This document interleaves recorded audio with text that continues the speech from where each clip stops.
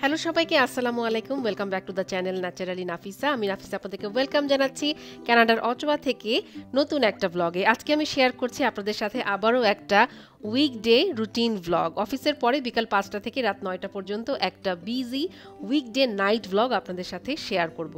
আমি করিয়েছিলাম Hydra facial. মাত্র আধা ঘন্টার এই ফেসিয়ালটার দাম নিল বাংলাদেশি টাকায় প্রায় 20,000 টাকা। তবে এই হাইড্রা ফেসিয়ালটা কিন্তু খুবই উপকারী স্কিনের জন্য। এই ফেসিয়ালটা নিয়ে আপনাদের সাথে একটু গল্প করব। ওই দিন ছিল ভ্যালেন্টাইন ডে। ভ্যালেন্টাইন ডে কানাডাতে কিন্তু খুবই একটা big deal. Boxing day, black ফ্রাইডের মতো এই ভ্যালেন্টাইন ডে তো বেশ ডিসকাউন্টস পাওয়া যায় দোকানে। তো আমি একটু টুকিটাকি শপিংও করেছিলাম। কিচেন ইউটেন্সিলস, টুকিটাকি ডেকোরেশনের জিনিসপত্র আমাদের তো সবারই কম বেশি ভালো লাগে। আর ওই সময়টাতে কানাডাতে ছিল স্নো স্টর্ম, মানে সেই রকম তুষার ঝড় আর ঠান্ডা। সো অন ওয়েদার ডিমান্ড আমি বানিয়েছিলাম বাংলাদেশি মোরগ পোলাও একদম চিনি গুঁড়া চাল দিয়ে। তো চলেন দেরি না করে ব্লগটা শুরু করি। যারা আমাকে নতুন দেখছেন আমার চ্যানেলটা প্লিজ সাবস্ক্রাইব করে দিবেন। ইউটিউব, ফেসবুক, ইনস্টাগ্রাম সব কিছুতেই আমার আইডি সেম, ন্যাচারালি নাফিসা। বেশি বেশি কমেন্ট করবেন, আপনাদের কমেন্ট পড়তে আমার খুব ভালো লাগে। অটোয়াতে ফেব্রুয়ারি মাসে পর পর দুটো বড় স্নো স্টর্ম হয়েছিল। তো এই যে দেখেন এখন প্রায় সকাল 5:30-6টা বাজে, মানে ভোর। এখনও কিন্তু সূর্য উঠে নাই। আমি একটু আপনাদেরকে ভিডিওতে দেখানোর চেষ্টা করছি যে কি পরিমাণ বাতাস হচ্ছে। দেখেন বাতাসে একদম বরফগুলো উড়ছে।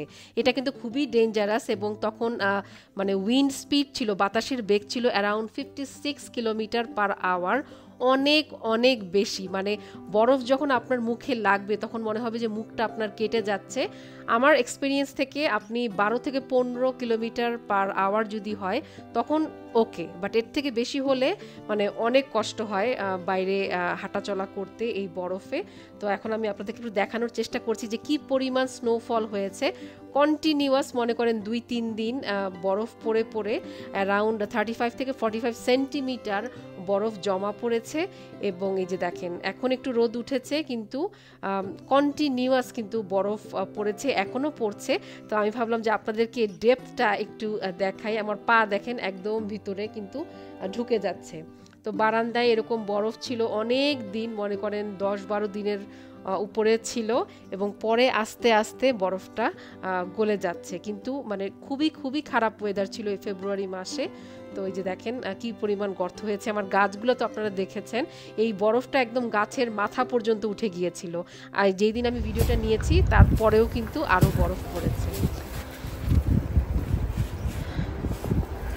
মানে হাত মনে হচ্ছে একদম কেটে যাচ্ছে, আমি বুঝতে পারি নাই, অনেক ঠান্ডা ছিল। তো যাই হোক, অফিস শেষ, 4টা বাজে, এখন আমি আমার লাঞ্চ করব। তো লাস্ট ব্লগে আমি দেখিয়েছিলাম না যে কসকোর ব্লগে আমি জাস্ট টুকিটাকি বেক করে ফেলেছিলাম চিকেন অ্যান্ড কলিফ্লাওয়ার। তো আমার রান্না শেষ হয়ে গিয়েছে, তাই ঝটপট একটা 1 পট মিল আমি বানিয়ে ফেলেছি, মোরগ পোলাও। আমি অলওয়েজ আলপনা হাবিব, বাংলাদেশের অনেক বড় রন্ধনশিল্পী, আমি ওনার রেসিপি ফলো করি।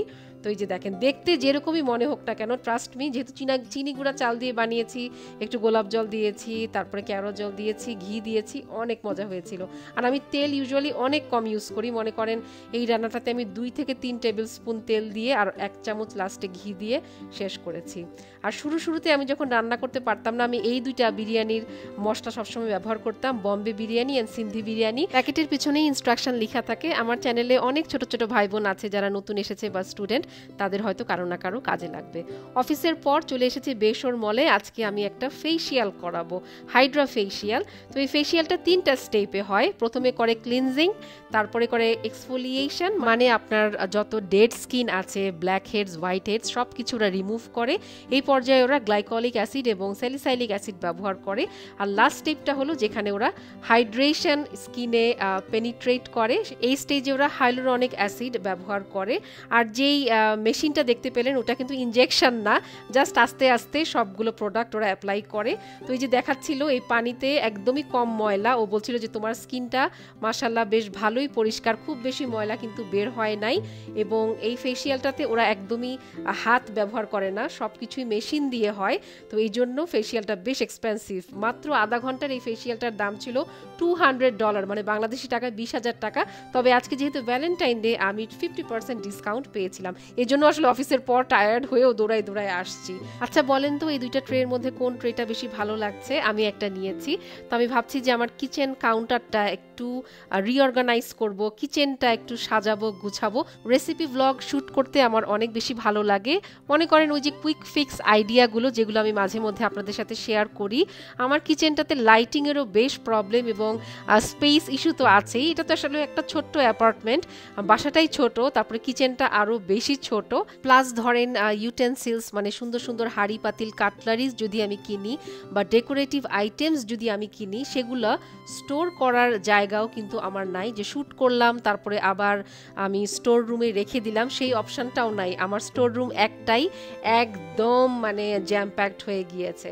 বাট তারপরেও ইনশাল্লাহ আস্তে আস্তে আমি ছোট ছোট রিল বা ছোট ছোট ভিডিও বানানোর ট্রাই করব।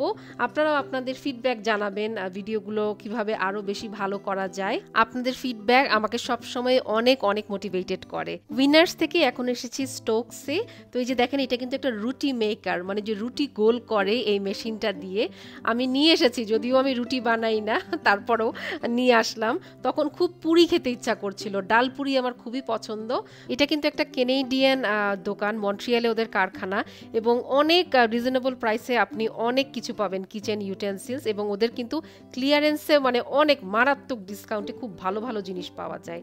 এরপরে একটা আইসক্রিম নিলাম, যেহেতু বাসায় আজকে রান্না আছে তো ফুড কোর্টে কিছু খাবো না, তো লরা সেকার্ডে এসেছি, তো ভাবলাম যে একটা আইসক্রিম নেই। এটা ক্যারামেল সামথিং ফ্লেভার ছিল, এত মিষ্টি মানে কি বলবো, মানে পুরো মুখ আমার মিষ্টি হয়ে গিয়েছে। চকলেটটা খুব মজা লাগছিল, এই চকলেটটা ওরা আইসক্রিমের সাথে দিয়েছে। তো লরা সেকার্ডের আমি আগেও আপনাদের সাথে শেয়ার করেছি, ওদের চকলেট আমার বেশ ভালো লাগে। তো ওয়ালমার্টে এসেছি, এই বেসর মলটা আমার খুব ভালো লাগে কারণ ওদের ওয়ালমার্ট আছে। তো ভাবলাম যে সপ্তাহের বাজারটা উঠাই নিয়ে যাই। এই সপ্তাহের জন্য একটু ঢ্যাঁড়স নিলাম, এই এতটুক ঢ্যাঁড়স, এটার দাম ছিল প্রায় $6, মনে করেন 550-600 টাকা বাংলাদেশি টাকায়, এবং কোয়ালিটিও মোটামুটি ছিল। আমি দেখে দেখে একটু মানে কচি ঢ্যাঁড়স মানে লম্বা লম্বা ঢ্যাঁড়স নেওয়ার চেষ্টা করছিলাম। ইন্ডিয়ান ক্যারেট মানে লাল গাজর, তো ইন্ডিয়ানরা এই গাজরটা দিয়ে গাজরের হালুয়া খেতে খুব পছন্দ করে। আমার চা পাতা শেষ হয়ে গিয়েছে, তাই ইন্টারন্যাশনাল আইলে চলে আসলাম। আমার ইউনিভার্সিটির একটা সিনিয়র আপু আমাকে বলেছিল, নাফিসা তুমি বাকরি এই চাটা ট্রাই করতে পারো, কারণ আমি ব্লগে সবসময় চা খাওয়া দেখাই, এখন মোটামুটি এখানে সবাই জানে যে আমি চা খেতে খুব পছন্দ করি। তো আসলেই এত ভালো, আপুকে অনেক থ্যাংক ইউ এবং অনেক অনেক দোয়া, আল্লাহ যেন ওনার মনের সব আশা পূরণ করে। কানাডায় আসার পর থেকেই আমি সব সময় ওই টেটলির অরেঞ্জ পিকেও ওই চা পাতাটা ব্যবহার করেছি, বাট এই চা পাতাটা আমার এখন অনেক অনেক ভালো লাগছে।